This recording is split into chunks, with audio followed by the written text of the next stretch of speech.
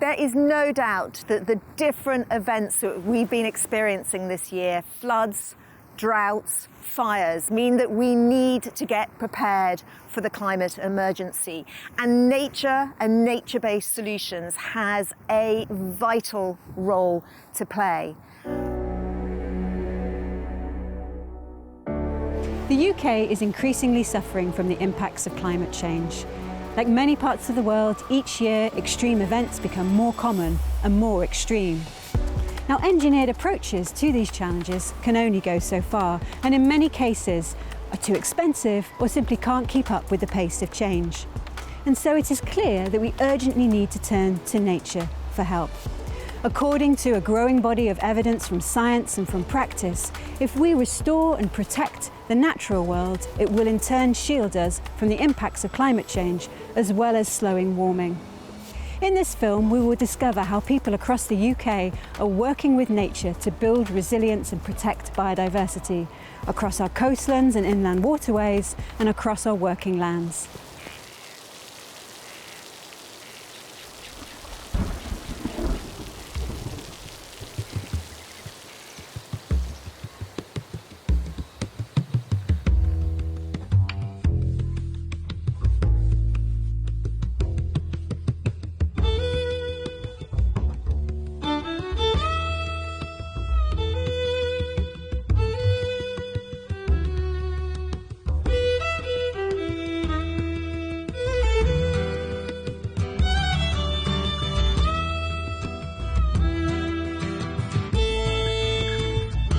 So the long-term plan is to restore floodplain meadows around Oxford, and this specific project we're working on 50 hectares of floodplain meadows that we'll be restoring. Unfortunately, because of human development, agricultural intensification, extraction of minerals, we've lost 97% of them. So there's only 4 square miles of floodplain meadows left here. So they're a critical habitat for us to try and restore back to some of their historic glory. If we wanted to make money out of it, then the best thing would be is to get a bottle of glyphosate and kill everything on the meadow and then reseed it with ryegrass.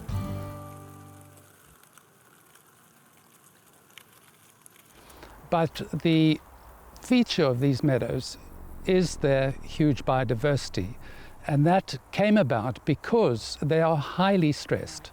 There are meadows which one year may flood, next year may be experiencing drought, and as a result of that, they are probably one of the most biodiverse patches of UK land that you can find. I've only recently been introduced to floodplain meadows, and when I first saw it, I just couldn't believe what a floodplain meadow would look like. And having seen it now after a winter flood, I'm even more amazed at the diversity of flowering plants and the diversity of insects that are associated with it. It was the sort of gold standard of what we would look at in other meadows. Well, for my group, looking at the flies, the biodiversity was significantly higher in the Longmead meadow samples. They're reacting to the diversity of plants. My group of leafhoppers and planthoppers are primarily or all plant feeding, and so they will respond to a diversity of plants that they like. For pollinators, of course, they want a diversity of flowers or flowering plants. Birds will be happier in such a habitat, but other insects and other invertebrates as well. I mean, more spiders, which probably means more birds. It just means a healthier environment in that region. And if you've got a healthy meadow, they can then colonise other meadows nearby.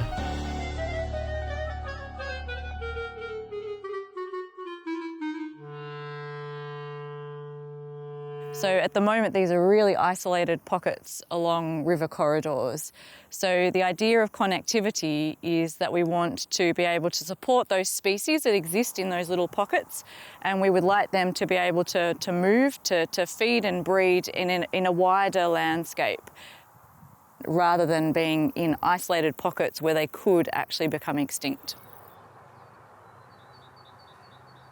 You've got to put in place some kind of management structure that's going to allow that. And you've also got to find the landowners that are prepared to do that and persuade them either through their own philanthropy, but much better if you dangle a carrot of it's going to earn you so much money and we're going to help you earn that money, then the chances are they will take it and start to do that. Just like a puzzle, there are lots of missing pieces of the puzzle at the moment, and we want to put some of those puzzle pieces back to create a connected floodplain meadow landscape around the River Thames. To do that, we take the seed in the form of green hay from our meadow, prepare other riverside fields, they might even be arable fields, and then we spread the green hay on that and it reseeds. And so the idea is really to take this kind of project into the landscape scale. We have existing information that suggests that floodplain meadows are really important for sequestering and storing carbon. The plants and the grasses associated with meadows have root systems that go down to about 2 metres. This is incredibly deep, first of all, and our theory is that they are drawing down carbon to those great depths. And the important thing about the carbon being stored in the soil is that can be locked away almost forever, particularly when it's at depths that are well below 20 centimetres deep. And so the worst thing you could ever do to one of these floodplain meadows is plough it up for arable crop, because you will lose 1,000 years of carbon storage. The really big difference between trees and floodplain meadows is trees store their carbon in their vegetation, and very little carbon is stored through their roots down in the soil. For that carbon that we want to lock up in trees, there will always remain a potential for that to be released again, particularly when we're seeing the impacts of climate change, like increased flooding, increased heat waves, fires. That does pose risks to those trees, and therefore that carbon that is secured in those trees. The plant that you're looking at behind me is probably 100 or 200 years old. So by natural selection, you've got plants here which can survive this amazing stress that they have to tolerate year in, year out, and for thousands of years now. And so if you're looking for something that is going to help you with climate change and keep going through this climate change, then I'm sitting in it.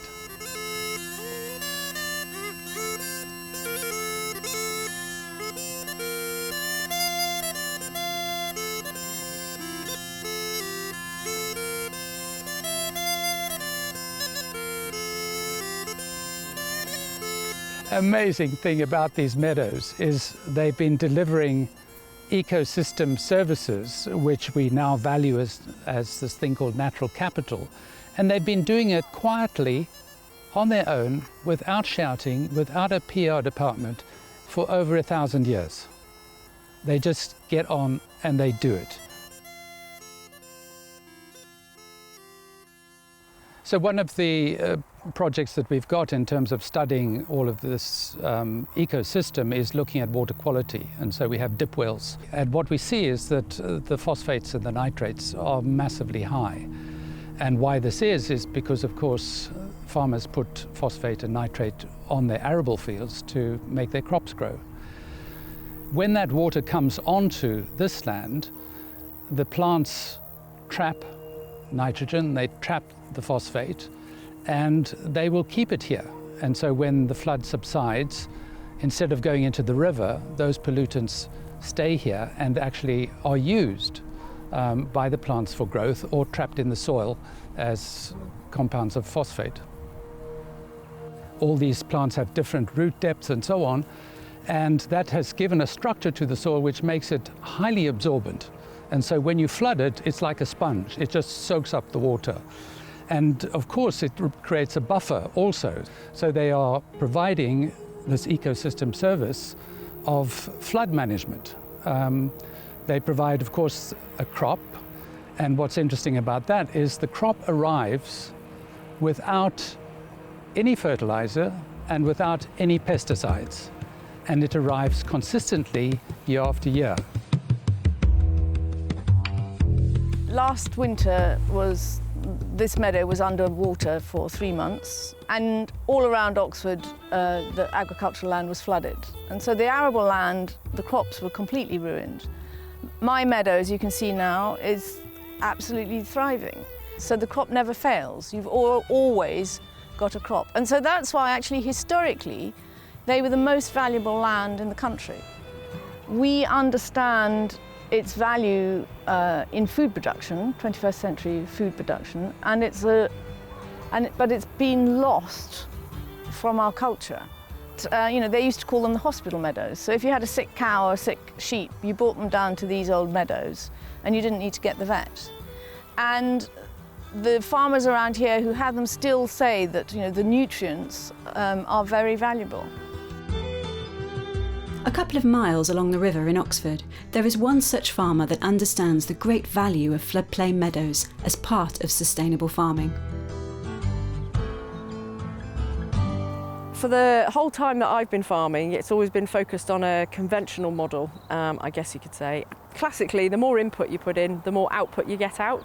So we'd be thinking about it from that point of view. And then it was last spring when we were lambing in April, and it had been the wettest winter on record. Every winter now it's the wettest winter on record.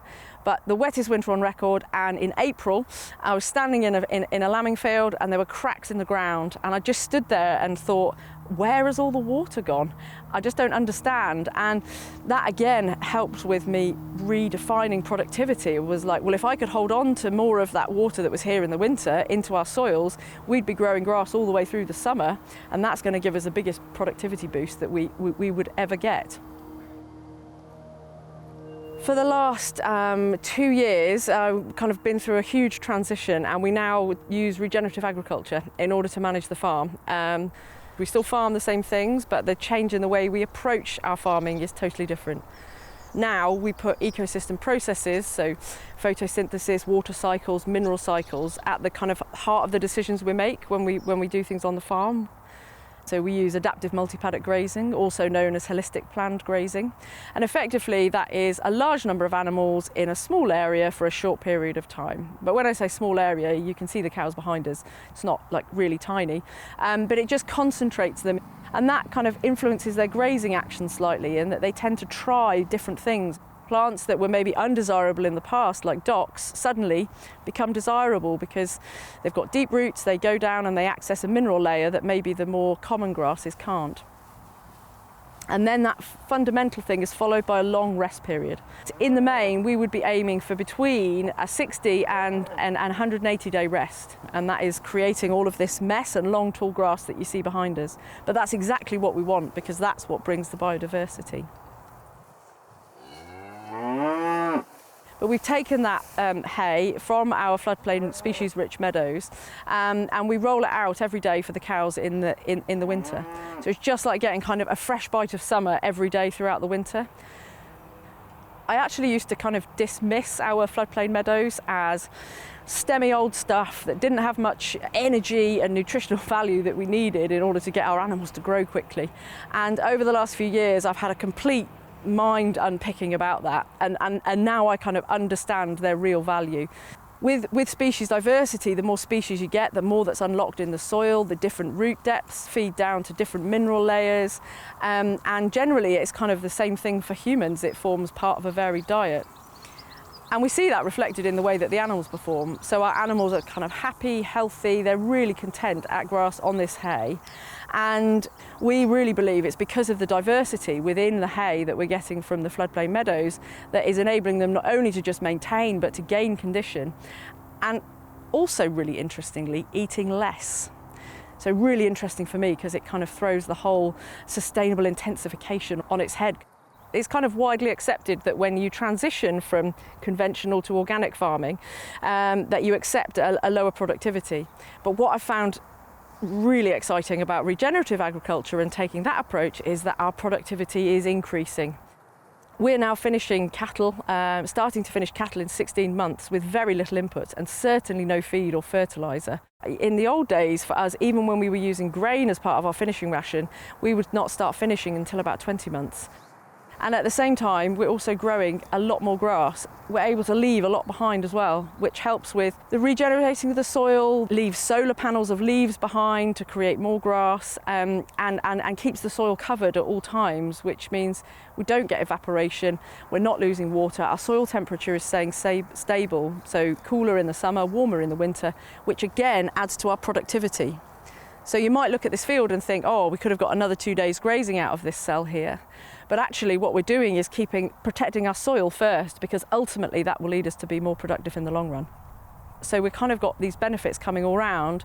Our outwintering costs are significantly reduced. Our medicine use is significantly less because the worm burden on our sheep in particular has dropped dramatically. The labour time in what we're doing, we now have a redundant topper and nobody spends any time topping. There's all these kind of little bits that all build up to make the picture more economically viable because it's less inputs. Our aim now is how do we get all of our animals outwintered, and then we can use our sheds for something else, maybe caravans, as that makes more money than farming. You might want to cut that a bit. Unfortunately, farmers like Claire are, like floodplain meadows, too few and far between. Most still apply lots of chemicals on their lands, which, as well as harming biodiversity locally, flow into our rivers and eventually to the sea. This situation is particularly severe in the south of England, along the Solent coast. The marine environment has been under tremendous pressure for the last 200 years. There are important natural plants out there like seagrass meadows, which are fantastic as habitats for other species. They support commercial fisheries and they're really good as carbon banks. They absolutely are one of the best sources of blue carbon that we have.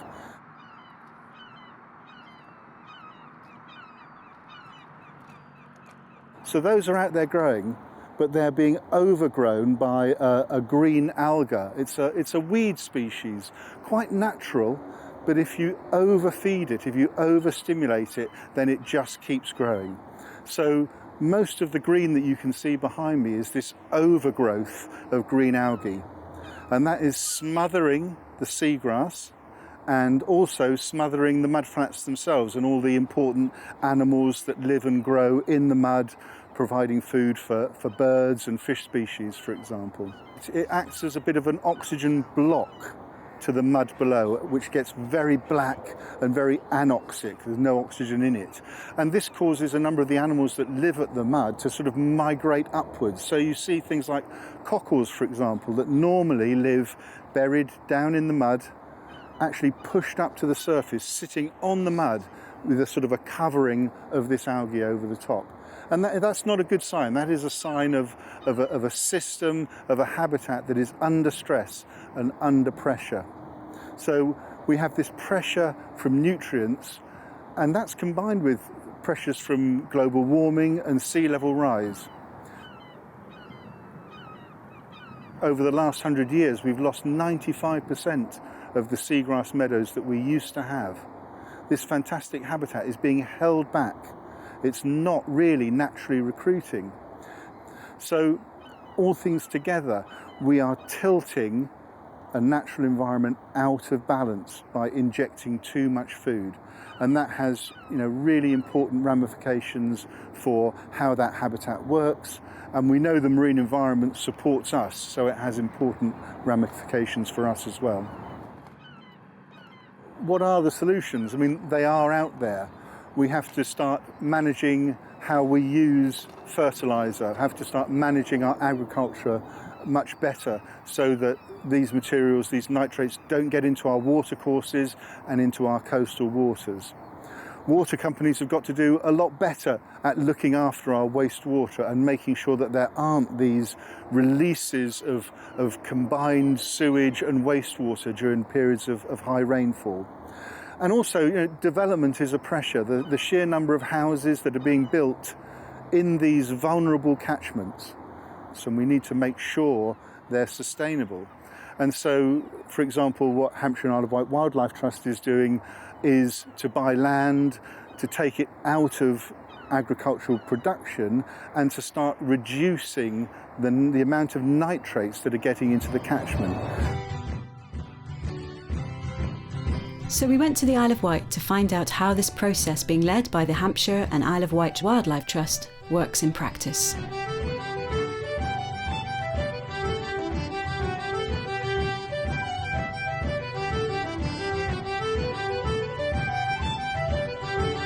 In 2018 there was something that's called the Dutch nitrates case, and that was a ruling by the European Court to say that Natura 2000 sites could no longer be continued to be polluted, and that led Natural England here in Britain to use the same approach.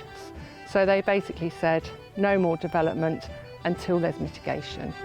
So the way it works is that any development now, before it's allowed to go ahead with planning, they've got to demonstrate that they have some mitigation in place to mitigate for the additional pollution that they will add through building houses. And this is about adding wastewater to the wastewater treatment works. So this is around, additional toilets essentially in every house. So the development has to then basically buy a certain amount of nitrate mitigation credits in order to allow planning permission to be given.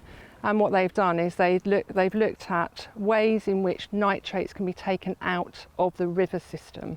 So really it's about targeting intensive farmland, that farmland that is the most polluting and adding the most pollution to the system, and looking at converting that land use to something more natural.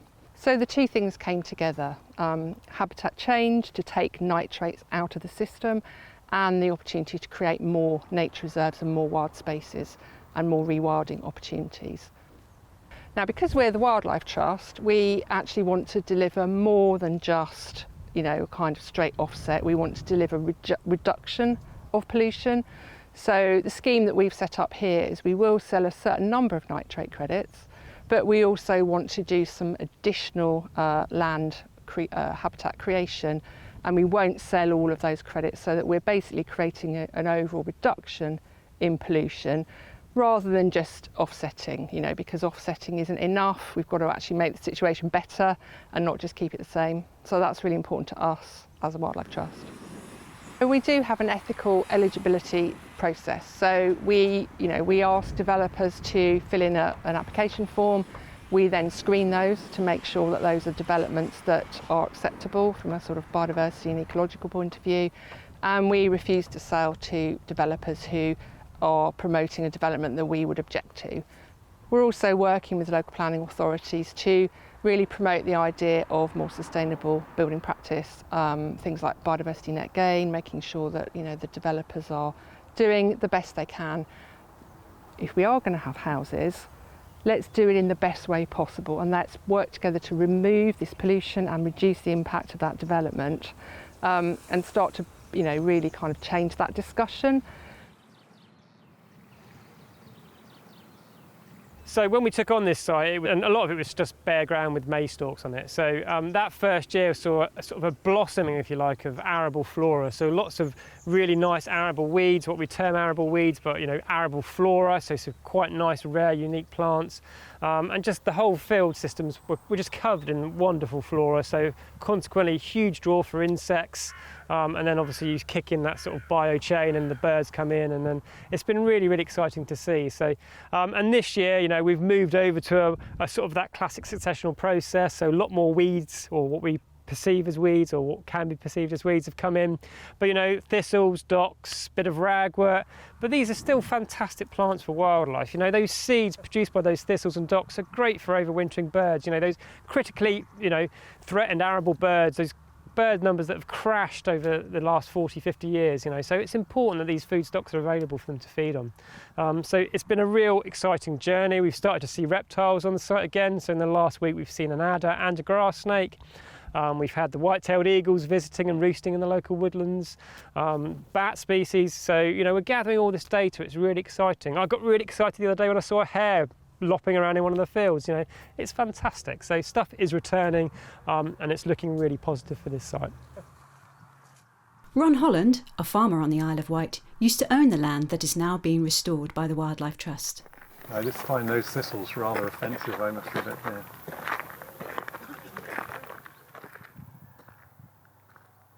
Used to own 30 acres of this from 91 through to 2005. And I used to have it in a sort of 6-year rotation, 3 years corn and 3 years grass. purely to feed my dairy herd. And once my dairy herd went, these offline fields were irrelevant to me, really. I read agriculture for 3 years, and I've farmed for 50 years, and I've loved every minute of it. And I've always tried to produce, 2 blades where there was one. Well, the fact that we drained it and we'd cultivated it for all these years and had it in rotations and got good crops, and suddenly that's all irrelevant. You obviously don't want the drains running because that's not good for wildlife, I imagine. And as a farmer, yes, it does break my heart. And every farmer I know thinks the same, but none of our children want to carry on, so that's all pretty irrelevant, really. I see we've got to do something because I haven't seen a tree sparrow for 30 years, and I haven't seen a lapwing on my farm for 20 years. Something's happened. Are we 100% to blame? I don't know. I imagine it's progress, but I do wonder where the food's coming from. That's the only thing. Are we just exporting our food production to the third world where they don't care about these things? It's quid pro quo, isn't it? Yeah, sure. I mean, we've been criticised for reducing, the amount of food that we're growing in the UK, and at a time when that's more important than ever. Particularly from the farming community, they see this as land being taken away from food production, land no longer having that agricultural supporting function, and they see that as a detrimental thing rather than a positive thing in trying to restore the balance through the loss of biodiversity that, agriculture's played a massively significant part in. On the Isle of Wight, 20% of the available arable is growing crops for anaerobic digestion, so-called green energy. So that argument is completely, it just doesn't exist. And as a whole rewilding movement across the UK, we're talking very, very small percentage of the landscape being dedicated to rewilding for the environment. Most of it is still intensively farmed, so that just doesn't stack up. So we're all critically aware that soil structure is being severely damaged by agricultural practice. Runoff, pesticides, nutrients, they're all being stripped from our soils. Much of the land we're looking to rewild isn't productive land. It needs a lot of inputs, so that's a lot of energy, a lot of fertilizers, lots of pesticides to grow a crop that we then are going to consume. It seems ridiculous. There's been lots of cited papers saying there's only 100 harvests left because the soils are being so irreparably damaged, and we can't continue to do that. Otherwise we'll end up with just dust bowls, and it'll be just carnage, it'll be horrendous. And rewilding offers that great opportunity to restore those soils by, allowing nature to, and all of its wonderful creatures, the mycorrhizal interactions, the activities of worms, all of these things can redress that balance, get nutrients back into the soils, capture carbon. There's loads of positives from rewilding. And there's future options. Perhaps some of this suboptimal land in future could be rotated and turned into productive arable lands, once the soils have recovered and are much better, which we know will happen if given time to do that. So, these sites could move back into agriculture in a big rotational system. So we're not, advising that the whole of the UK become a rewilded landscape. This is much more about, just trying to restore suitable habitats and trying to win back the environmental gains. So, favour those prime soils for those agricultural production, and this sort of suboptimal habitat can be rewilded. And I think this offers options for farming as well as it does for the conservation sector as well. So farming relies on good soils. If you can reduce the inputs going in because your soils are much healthier, then it's a win-win situation. We all agree with climate change, like we're farmers. We're at the sharp end of the weather, not like you guys. We see it. We can't plant our crops when we want to. We get flooded out when we don't want to. We find harvesting difficult because of all the rain. We are at the sharp end. But I don't know whether this is going to help.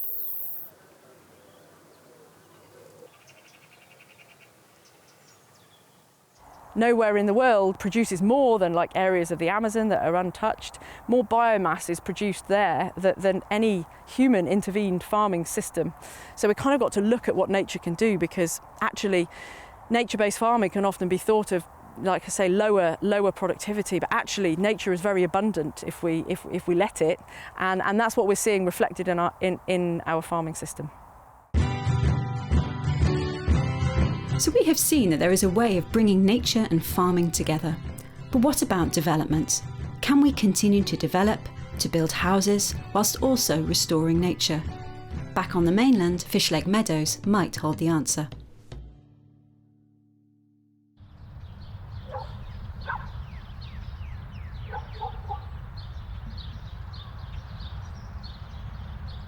Fishlake Meadows, it really is an incredible accidental achievement.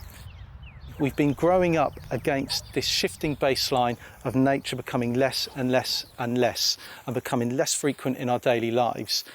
This is an example where we can have the shifting baseline going in a positive direction where increasingly more nature and abundant nature becomes normal. Less than 20 years ago, this was not here. This was pretty intensively managed agricultural land, had been so for decades, it had been pump drained for a long time. It was a pretty hostile place for wildlife. But what we've got now is probably one of the foremost, most important freshwater places for nature in the whole of southern England. It's happened because we simply took our foot off of the pressure that was on this site. It's a place where local people are starting to think nature is normal. And I'm not just talking about rare wildlife, I'm talking about bioabundance, abundant wildlife on the doorstep. Many of the deep drainage channels that were once dug and maintained to drain this site dry have become important watery arteries that are the lifeblood to this wetland environment. Right now, they're full of fish at abundant levels that we don't often see in many of our rivers. Whether it's ospreys fishing in full view of those houses in the background, we've had starling murmurations of up to 80,000 birds circling above those houses, above this nature reserve, people coming out to their homes to experience that. So the lowly starling that throughout the year people ignore suddenly becomes this wildlife spectacle on the doorstep to a busy town and where people live. They didn't have to travel to do it, they've stepped out of their door to experience it. And every year they come out because they think that's a normal experience. And that's really key, because this is where generational change and understanding and awareness will come from. The appreciation of nature comes from being able to experience nature.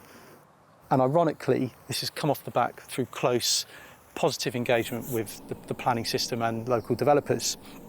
This is really important because protection of our best places alone has not worked. We need to start taking a bold view on restoration and recovery in new spaces where we might not have actually expected that in the past.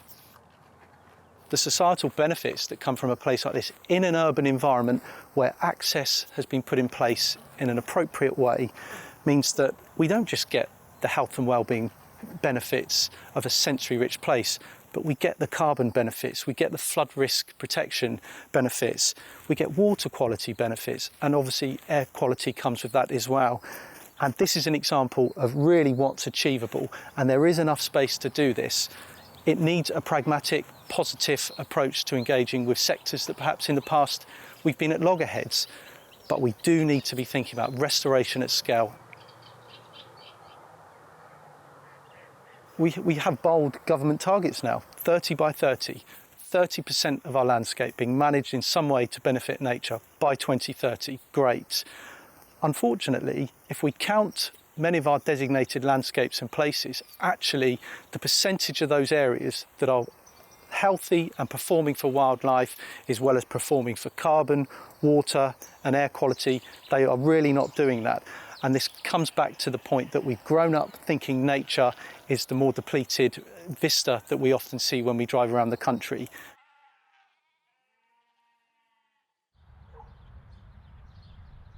Busy urban area, normalised nature is the thing that's going to be transformative for changing the approach to the way we manage, as well as changing the policies that drive how people can make a living off of our diverse landscapes in this country.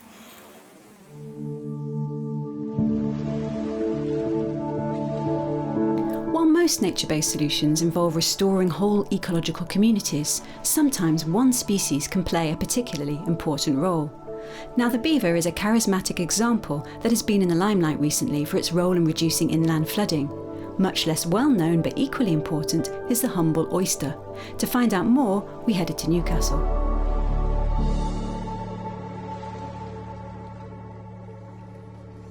So over the last probably 150 years, oysters have declined globally by about 85% and 95% in Europe. So they're actually quite rare now, especially here in northeast England. We don't have any wild stocks of oysters left at all. And they've declined from a number of different stressors. And even though a lot of these stressors have decreased in recent years, the oysters just aren't able to recover on their own, which is why we need to help them recover and restore those reef systems. Our marine ecosystem is full of pollutants and excess nutrients, and it can be a real problem, and oysters can really help us with this.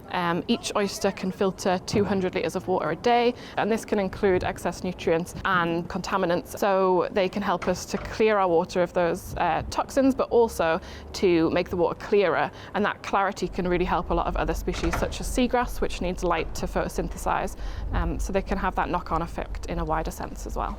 Also, they attract biodiversity, so oysters actually form oyster reefs, which are, I guess, a bit similar to coral reefs in the way that they form this 3D structure on the seabed, and it creates habitat for lots of different species to live in and call their home. So it can attract commercial fish species. Lots of different animals come to these oyster reefs and have protection from predation and things like that. So they boost biodiversity, they clean our waters, they provide fisheries, lots of different ecosystem services to us as humans. So we're taking a two-phased approach in our oyster restoration here in the Wild Oysters Project, and the first stage is the oyster nurseries. So we have sites across the UK, 6 different sites in Scotland, England and Wales, where we have oyster nurseries which are essentially maternity wards for oysters. So we have adult oysters kept in the marine environment, and they reproduce in those cages, and that's the main primary point of those oyster nurseries, is to release the oyster larvae, the baby oysters, into the North Sea here, and to start repopulating wild populations. And we monitor these nurseries. We bring volunteers down here and do some citizen science to collect data on what's happening at these nurseries. So we look for the oyster health, but we also try to establish what biodiversity these sort of artificial reefs are attracting to the area. So we do net surveys for mobile species and photograph the sessile species that are living on the shells of the oysters, and we record that data to go into a national database for all our sites around the UK. Our next phase of delivery is actually to restore the seabed to make it as good as possible for those larvae to survive. So we have done some spatial models to predict where the larvae will reach, and then we'll be adding culch to the seabed, which is a mixture of shells and gravel, and that'll be added onto the seabed to create a habitat that the oysters like. They like that calcium carbonate source, and they like the texture, and we don't have a lot of that left naturally anymore in our ecosystems, so we're going to add that habitat back in, and the oyster larvae will hopefully reach that location and settle to the seabed and grow into adults and form these really diverse 3D reefs that we're looking for. While oysters are helping to protect biodiversity and reduce climate impacts on the north coast, in other parts of the UK, salt marshes are playing this role. Indeed, when it comes to building defences against climate change, it is becoming clear that we really need nature's help. For the coastal realignment here, the past solution was to reinforce a beach to make sure that it never breached and that it never flooded the farmland behind it. Every single winter, big chunks of it would get battering from southwesterlies, was being replaced every single year by the Environment Agency. Massive amounts of money. The pressures on the system were clear and growing year by year. It was only a matter of time before there was a catastrophic breach, and either properties or the vast area of sort of farmland behind it was in real trouble from saltwater flooding or a catastrophic event. In fact, one particular event breached, the caravan park flooded out, and that just wiped out many of the caravans, of the biggest caravan site, independent one in Europe, and it was really scary. And as the lowest house down, the lowest lying house, I was extremely concerned. Crikey, we can't even sell our houses here. We're absolutely stuffed. You've got your mortgage, blah, blah, blah. What are we going to do? The option that we took was to involve nature in part of the solution. On a basic level, that meant building a new embankment 7 kilometres long, set back from the beach, and then allowing the sea to break through and flood around about sort of 200 hectares of land. And to their credit, their idea looked quite interesting, which was rather than just take on all the energy of the waves, set it back and let the wave energy dissipate by rolling slightly up the hill, eventually to meet the new wall that's set further back. And in most cases, the sea doesn't at present even come to the wall. It's going to last a lot longer, and it's going to take your 1 in 1 chance of losing your house, that's once a year flooding, to 1 in 1,000. Whoa, that's pretty good. Okay, that's a no-brainer. So it's more chance of wildlife growing and expanding, etc. And gives us protection for our houses so we could then sell them. So that worked out perfectly. This used to be fields, but now it's gradually becoming intertidal mud, salt marsh, saline-induced lagoons. It's a stunning landscape which is quite different from anything that was there before. Birds are starting to make use of it. Every year you can go back and you can see little changes that are happening. Unlike large parts of the Solent, Medbury so far isn't seeing the big impacts from nitrates and nutrient pollution that we see elsewhere. There are no vast sheets of green algae on Medbury at present. What we are seeing is that gradually, as the ex-arable land returns and becomes intertidal, mud flats, we're seeing the starts of seagrass, we're seeing the starts of oysters colonising the site. It's good habitat, it's becoming better. Elsewhere in the Solent, we need to concentrate on removing the impacts that have already occurred, and then the long fight to get it back to what it needs to be and what it should be. What Medbury has shown us is that the options for the future are clear. When we step back, when we allow nature to look after us, to show what it can do, it will deliver what we need it to do. At Medbury, we step back, we allow nature to take its course within a broad parameter, and it's given us so much.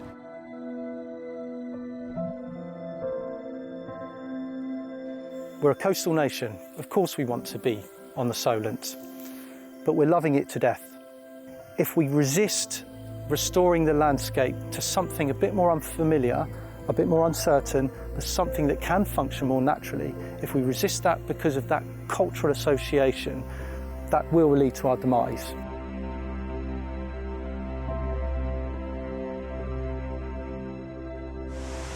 In this film, we have seen how we can harness the power of nature to help us adapt to the impacts of climate change. And we've also seen how these nature-based solutions can go hand in hand with both farming and development. So we really need to ensure that these projects and others like them are financially supported and scientifically studied to ensure that they can be taken to scale in a way that benefits climate, people and biodiversity for the long term.